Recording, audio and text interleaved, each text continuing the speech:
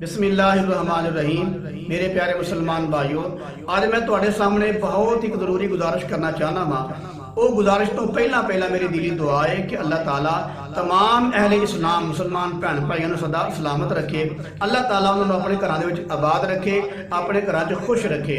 और मेरी तुहाडे सामने अज एक जरूरी गुजारिश वो है कि जो तुम अपने घरों बाहर जाते हो या बाजार जाते हो या वैसे कोई अपने घरों कोई काम जाते हो तो तुम वेंदे हो कोई चौकों के साइडों के उत्ते, सड़कों के किनारियां के उत्ते बाद ना गरीब लोग खलोते होंदे ने, वडेरे बाबे भी खलोते होंदे ने, नौजवान औरतां भी खलोतियां होंदियां ने, छोटे छोटे बच्चे भी खलोते होंदे ने।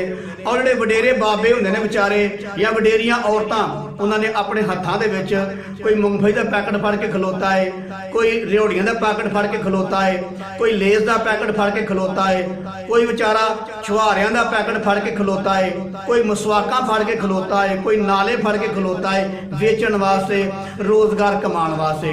मेरे प्यारे वीरों, मेरे प्यारे मुसलमान भाइयों, तो अल्लाह अपने घरों च बड़ा ही दवे। तो मेरे प्यारे भाइयों, इन्हां लोगों की 150 100 200 जरूर खिदमत करया करो। करके वेखो, ईमानदारी दी गल है, मेरा अल्लाह गवाह है कि दिली तुहानूं सुकून मिलेगा, तुहाडे दिल नूं ठंड पवेगी। इन्हां गरीबां लोगों की खिदमत करया करो। एक काबिल रहम लोग हुंदे ने, बेचारे मंगदे नहीं, आवाज नहीं मारते। और वेखो ना कैसा, अल्लाह माफ फरमाए, मैं जुमला नहीं बोलता, बेचारे दे चेहरिਆਂ ਦੇ ਉੱਤੇ कैसी एक ना फकीरी और मुस्कीनी हुंदी है कि वो पैकेट फड़ के पूरी दिहाड़ी बेचारियां औरतां ते बेचारे बुढ़े बाबे खलो रहिंदे ने, पता नहीं कोई लैंदा कि नहीं लैंदा। यार उन्हां को लवो या ना लवो, उन्होंने वैसे खिदमत कर दिया करो। इंशाअल्लाह मैनूं अल्लाह दे घर दी उम्मीद है, तुहानूं अल्लाह इस डबल ट्रबल देवेगा।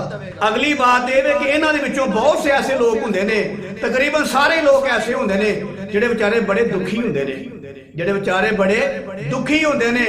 कोई पता नहीं अपने औलाद तो दुखी हुंदा है, कोई किसी मामले तो दुखी हुंदा है। ये बेचारे बड़े दुखी लोग हुंदे जे। मेरे किबला, मेरे हुजूर, मेरे प्यारे मुसलमान भाइयों, ते अल्लाह दे पैगंबर दी हदीस मुबारक है, तवज्जो फरमाओ। अल्लाह दे हबीब दी हदीस मुबारक है। अल्लाह दे हबीब ने फरमाया कि मैं मुहम्मद सल्लल्लाहु अलैहि वसल्लम फरमाया कि मैं मुहम्मद पूरा महीना मस्जिद नबवी दे अंदर इतकाफ कराना तो ओदा इन्ना सवाब नहीं जिन्ना किसी दुखी मुसलमान दे दुख नूं दूर करन दा सवाब है। ते मैं तां हदीस सुनाई है। मेरे प्यारे मुसलमान भाइयों, तुसीं बड़े प्यारे लोग हो, बहुत अच्छे लोग हो माशाअल्लाह। ते मेरे प्यारे मुसलमान भाइयों, जो भी नंगो इन्हां लोकां नूं 100 200 दिया करो। ए दुखी आदमी मेरे दुखों नूं दूर करोगे ते तुहानूं अल्लाह इन्ना अजर देवेगा, इन्ना अजर देवेगा। अल्लाह दे हबीब ने फरमाया कि मैं मस्जिद नबवी दे अंदर एक महीना इतकाफ करां तो ओदा इन्ना सवाब नहीं जिन्ना दुखी मुसलमान दे दुख नूं दूर करन दा सवाब है। ते बाकी रह गई गल हुक्मरानां दी, साडे वडेरियां दी, उन्हां दे दिल डाढे हो गए जे। ओ इन्हां गरीबां लोकां दी खिदमत नहीं करदे, उन्हां दे दिल डाढे हो गए जे, पत्थर हो गए जे, काले हो गए जे। क्यों? अल्लाह दे पैगंबर दी हदीस मुबारक है कि जो कोई बंदा गुनाह करदा ना, एक गुनाह करदा है, ओदे दिल ते काला नुकता लग जांदा है। चाहे वो करप्शन करदा है, चाहे मुल्क दा पैसा लुटदा है, चाहे कोई भी गुनाह करदा है।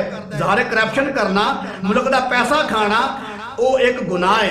तो जो बंदा कोई करप्शन करता है, गुनाह करता है, तो वो दिल से काला नुकता लग जाता है। दूजा करता है फिर लगता है, तीजा करता फिर लगता है। जो करप्शन करता रहता है, मुल्क का पैसा खाता रहता है, यानी गुनाह के काम करता रहता है, तो वह दिल काला स्याह हो जाता है। तो जो किसी बंदे का दिल काला स्याह हो जाता ना, तो अल्लाह के हबीब ने फरमाया उस तो बाद उन्होंने अच्छे बुरे की तमीज नहीं रहिंदी, अपने बिगाने की तमीज नहीं रहिंदी, उन्होंने फिर सुखी और दुखी की तमीज नहीं रहिंदी।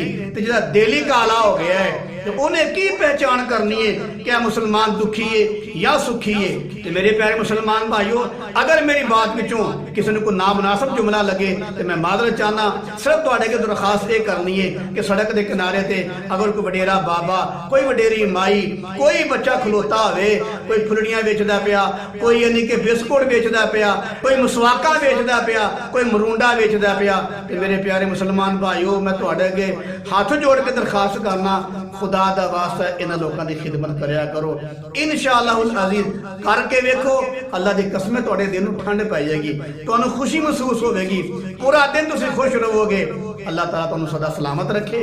अल्लाह ताला मुनूं ते तुहानूं अमल करन दी तौफीक नसीब फरमाए।